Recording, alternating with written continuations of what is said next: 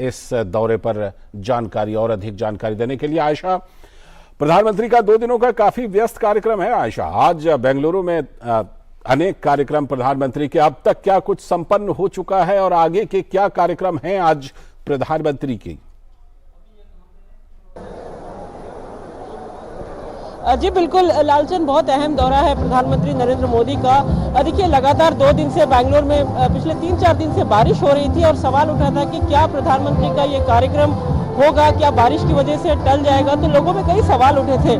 लेकिन आज मौसम बहुत ही सुहाना है और प्रधानमंत्री कोमकट्टा के इसी मंच से, यहाँ पर इस मंच से विकास की झड़ी लगाने के लिए पहुंच रहे हैं। तो इसके लिए हजारों की संख्या में लोग यहाँ पर जुटे हुए हैं और प्रधानमंत्री का जो विशेष कार्यक्रम रहेगा वो doctor BR Ambedkar school of economics के बाद सीधा कोमकट्टा पहुंचेंगे और यहाँ एक विशाल रैली को संबोधित करेंगे। और ख़ास बात ये रहेगी कि प्रधानमंत्री यहाँ पर बेंगलोर के बहुत ही लंबे समय से बेंगलोर के लोगों की मांग और बेंगलोर का सपना, सब अर्बन रेल का जो सपना है उसे पूरा करेंगे। यानी उसकी आधारशिला आज इस मंच से रखेंगे, जो 15,000 करोड़ रुपए की लागत पर 6 साल के अंदर बनकर तैयार हो जाएगा, जो बेंगलोर को उसके आसपास के जो उप शहर हैं, जो सबअर्ब्स हैं, उसे जोड़ेगा।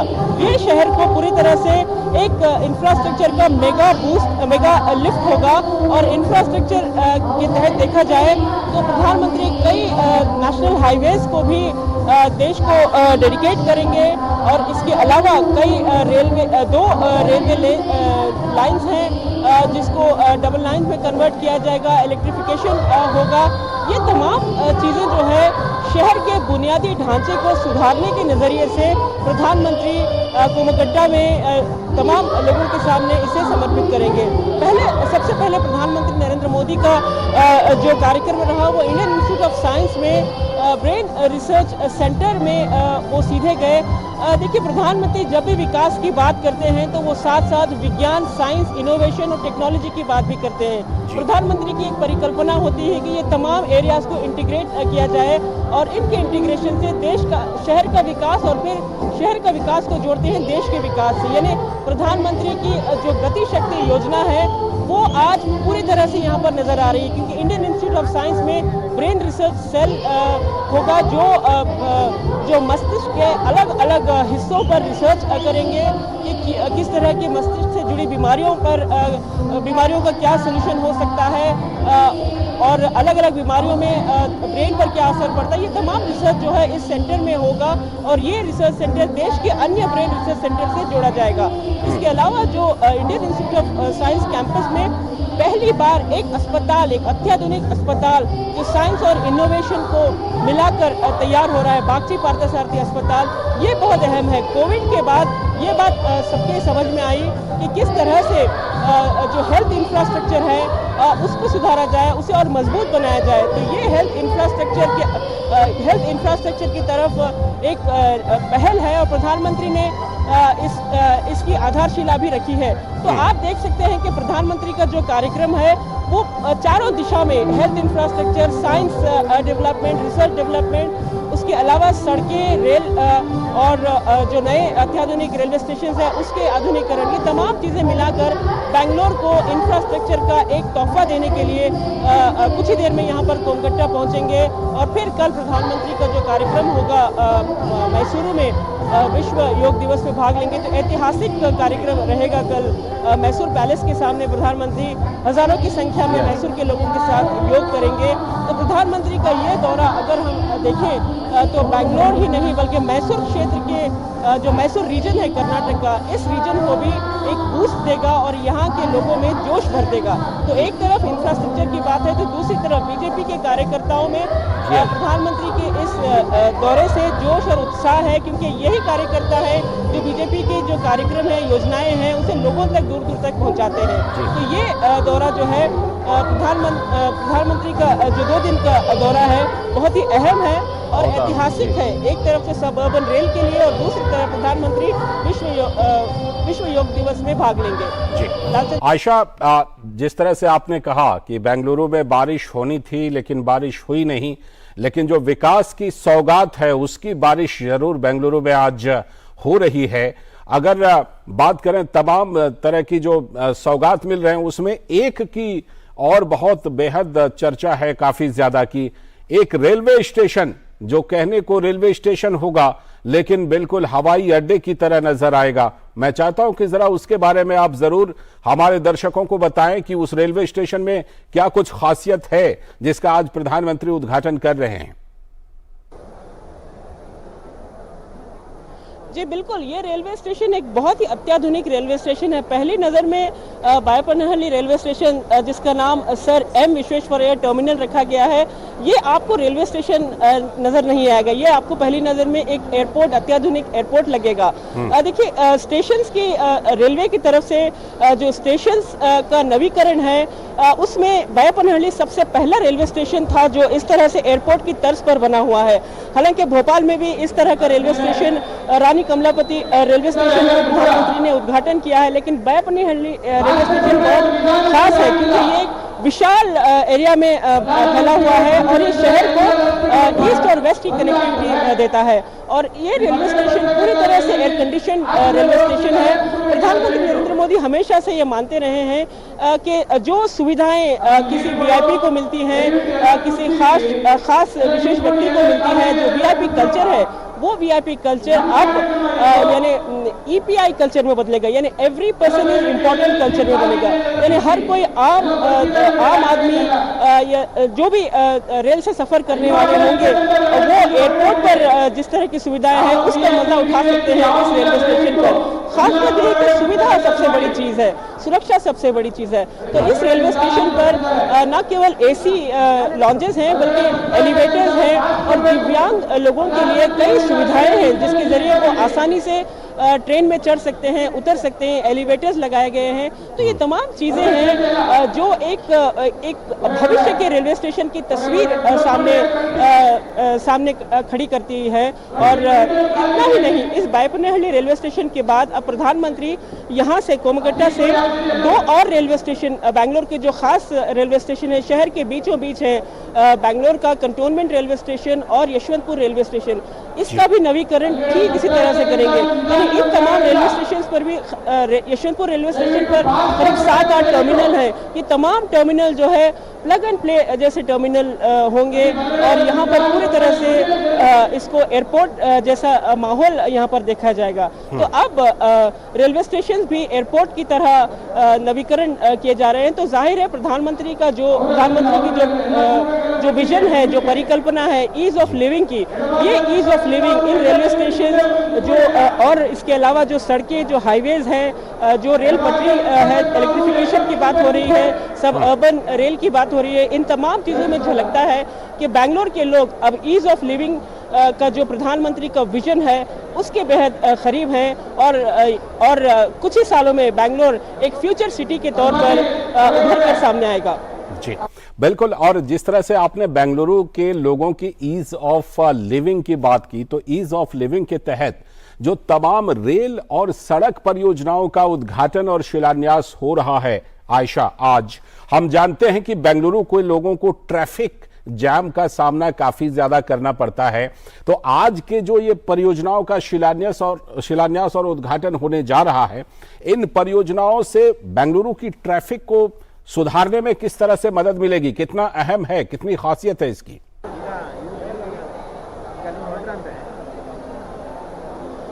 जी, इसकी बहुत खासियत है क्योंकि बेंगलोर फिलहाल जिस तरह से शहरीकरण बेंगलोर का हुआ है पिछले 3 दशक में, खासकर आईटी इंडस्ट्री जब से बेंगलोर में पनपने लगी, बेंगलोर में यहाँ पर बढ़ावा मिला, इन्वेस्टमेंट्स आने लगे, तो उसके बाद से देखिए बेंगलोर का दायरा जो है कुछ साल पहले तक जब हम छोटे थे तब तक बेंगलोर का दायरा विधान सौदा से सिर्फ 8 किलोमीटर हुआ करता था। यानी अगर चारों ओर बेंगलोर से दूर जाएं तो 8 या 10 किलोमीटर पर बेंगलोर खत्म हो जाता था। लेकिन उसके बाद शहरीकरण जैसे जैसे बढ़ता गया, बेंगलोर का जो अब दायरा है वो 150 किलोमीटर से ज्यादा है, यानी कई सबर्ब्स बेंगलोर में जुड़ गए हैं। तो बढ़ते शहरीकरण, इंडस्ट्रियलाइजेशन और बेंगलोर की जो मॉडर्नाइजेशन है, कॉस्मोपॉलिटन शहर है, उसके बाद बेंगलोर 150 से ज्यादा किलोमीटर का जो रेडियस है, जो सेंट्रल पॉइंट से विधान सौदा से, वो अब 3 गुना बढ़ गया है। अब सब अर्बन रेल की ही बात कर ले हम, पहले इस सब अर्बन रेल की जब बात करते थे 1983 में, जब ये कहा जाता था कि करीब 50 किलोमीटर का सब अर्बन रेल तैयार हो जाए तो काफ़ी है, लेकिन अब देखिए ये नेटवर्क बढ़कर 148 किलोमीटर का नेटवर्क तैयार हो रहा है और शहर के करीब 4 कॉरिडोर्स इससे जुड़े हैं। केम्पेगौड़ा रेलवे स्टेशन से देवनहल्ली होगा और हिलालगी से राजनकुंटे होगा और कई अलग इलाके, बायपनहल्ली कनेक्ट होगा, चिकबानवारा कनेक्ट होगा। ये तमाम जो सबर्ब इलाके हैं, ये इलाके इस सबर्ब से जुड़ जाएंगे। खास बात ये रहेगी कि ये जो सुविधा होगी, खास बात रहेगी छात्रों के लिए, विशेषतर जो सबर्ब इलाके में काम करने वाले जो वर्कफोर्स है बैंगलोर का, उनके लिए और किसानों के लिए बहुत अहमियत रखता है। बैंगलोर का ग्रामीण इलाका जो है शहर के इलाके से जुड़ जाएगा और गति बढ़ जाएगी। तो एक सीमलेस मोबिलिटी की बात जो बैंगलोर शहर के लिए कही जा रही थी, बैंगलोर को महज एक IT हब के नजरिए से ना देखा जाए, बल्कि बैंगलोर के कई और पहलू हैं जिसके लिए ये इंफ्रास्ट्रक्चर बैंगलोर के लिए बेहद ज़रूरी है। तो ऐसे में आज का जो प्रधानमंत्री का जो कार्यक्रम है वो बेहद अहम है और इसके अलावा जो इलेक्ट्रिफिकेशन लाइन्स होंगी वो भी बहुत ज़रूरी है। जो यलहंका से लेकर पेनीकोंडा जो आंध्रा में है, तो वहाँ से आने इंटर स्टेट कनेक्टिविटी भी बढ़ जाएगी और इसके ज़रिए हैदराबाद जाने का जो रास्ता है, जो वक्त है वो कम लगेगा। तो हर एक पहलू इस आज के जो कार्यक्रम है उससे जुड़ा हुआ है और आज जो 28,000 करोड़ की लागत पर जो प्रोजेक्ट्स लागू किए जा रहे हैं, उसके तहत बैंगलोर ही नहीं बल्कि दक्षिण कर्नाटका और जो पड़ोसी राज्य हैं तमिलनाडु और आंध्र प्रदेश, इन्हें भी लाभ होगा। और इसके अलावा जो हाईवेज की बात प्रधानमंत्री करते हैं, हाईवेज जो है वो न केवल बैंगलोर बल्कि पूरे देश के लिए एक बड़ा नेटवर्क रहेगा। तो हाईवेज के प्रोजेक्ट्स भी आज प्रधानमंत्री यहाँ पर लागू करेंगे और इसके तहत बैंगलोर को तमाम जो बड़े शहर हैं उन शहरों से जोड़ देंगे। तो आज अगर हम बात करें तो ये जो तोहफा है इंफ्रास्ट्रक्चर का, जो तोहफा प्रधानमंत्री बैंगलोर के लोगों को दे रहे हैं, उनका जो सपना पूरा हो रहा है। इसके बाद बैंगलोर शहर 6 साल के बाद शायद अगर आप बैंगलोर आएंगे तो आप इस बात की कंप्लेन नहीं करेंगे कि भाई बैंगलोर की ट्रैफिक में हम फंस जाते हैं। ज़रूर इस वक्त फंसे रहेंगे क्योंकि काम चल रहा है बैंगलोर में और कई जगहों पर कई खुदाई भी हुई है।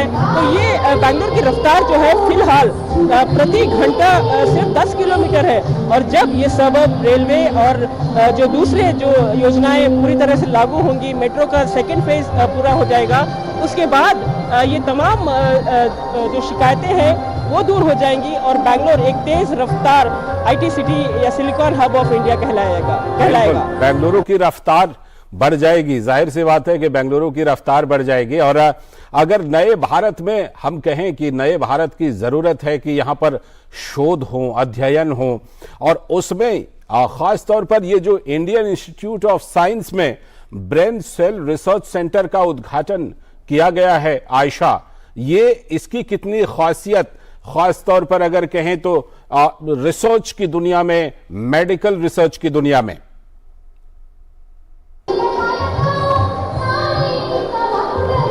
जी बिल्कुल, ये बहुत ही अहमियत रखता है क्योंकि ये ब्रेन सेंटर की बात कर रहे हैं और ये गौर करिएगा कि ये इंडियन इंस्टीट्यूट ऑफ साइंस में हो रहा है। इंडियन इंस्टीट्यूट ऑफ साइंस एक ऐसा नॉलेज हब है, एक साइंस सेंटर है जहां पर रिसर्च यानी शोध के लिए कई अपॉर्चुनिटीज़ हैं और कई सारी सुविधाएं हैं।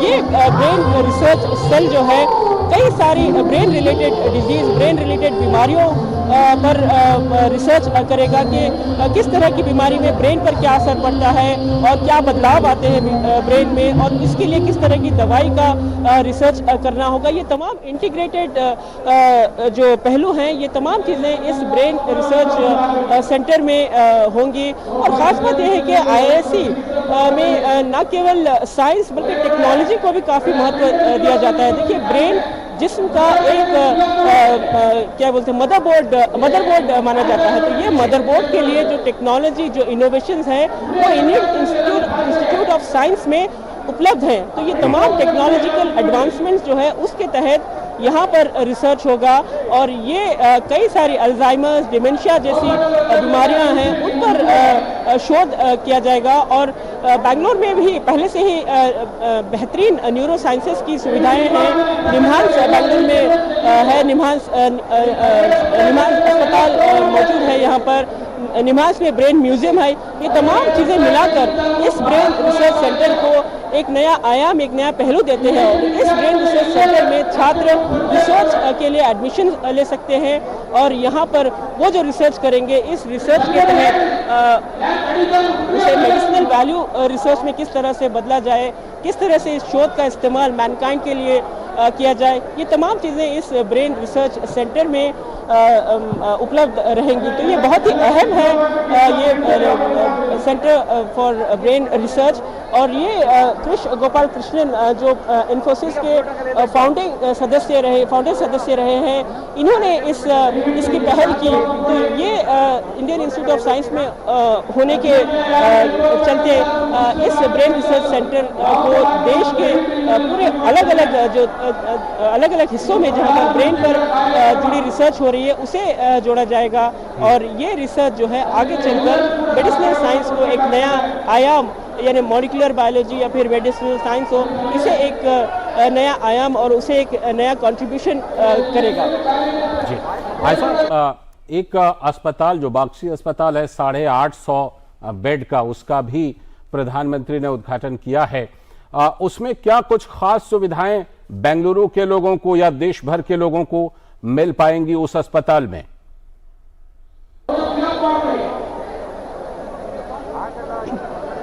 जी देखिए, ये अस्पताल भी प्राइवेट इनिशिएटिव की तरफ से जो डोनेशंस आए, जो सपोर्ट फंड का सपोर्ट आया, यानी माइंड ट्री के जो फाउंडर हैं अशोक सूटा और पार्थसारथी, इन दोनों ने मिलकर इस अस्पताल को इंडियन इंस्टीट्यूट ऑफ साइंस में शुरू करने का फैसला किया। इंडियन इंस्टीट्यूट ऑफ साइंस ने अपने प्रेमिसेस में इस अस्पताल को तैयार करने के लिए राजी हो गई। देखिए, कोविड के बाद बहुत ज़रूरत पड़ गई थी कि मेडिसिनल साइंसेस में ज़्यादा रिसर्च हो, किस तरह से नई बीमारियों के लिए क्या रिसर्च किया जा सकता है।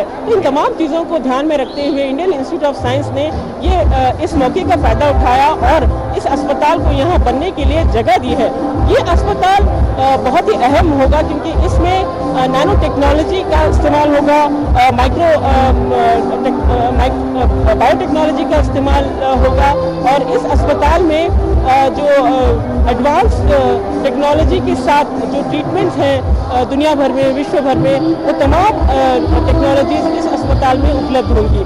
तो ये अस्पताल जो है खास तौर पर देखा जाए तो एडवांस्ड साइंसेस और टेक्नोलॉजी का इंटीग्रेटेड अप्रोच रहेगा। और इस अस्पताल में न केवल इलाज बल्कि छात्रों को रिसर्च और छात्रों को डिग्रीज के लिए भी मौका दिया जाएगा कि वो खुद यहाँ पर रिसर्च करें और इस अस्पताल में वो डॉक्टर्स के तौर पर यहाँ पर प्रैक्टिस भी करें। तो ये अस्पताल जो है बेंगलोर में अब तक का सबसे अत्याधुनिक अस्पताल है। और जैसे कि मैंने आपको बताया कि इंडियन इंस्टीट्यूट ऑफ साइंस के प्रेमिसेस में अगर ये अस्पताल है और ये रिसर्च सेंटर है तो जाहिर है ये नॉलेज सेंटर के बीचों बीच जो नॉलेज उपलब्ध है, जो साइंटिफिक नॉलेज उपलब्ध है, जो इंटीग्रेटेड नॉलेज उपलब्ध है, उसका भरपूर इस्तेमाल करके बहुत ही एडवांस तौर पर लोगों की सेवा करने के लिए तैयार होगा।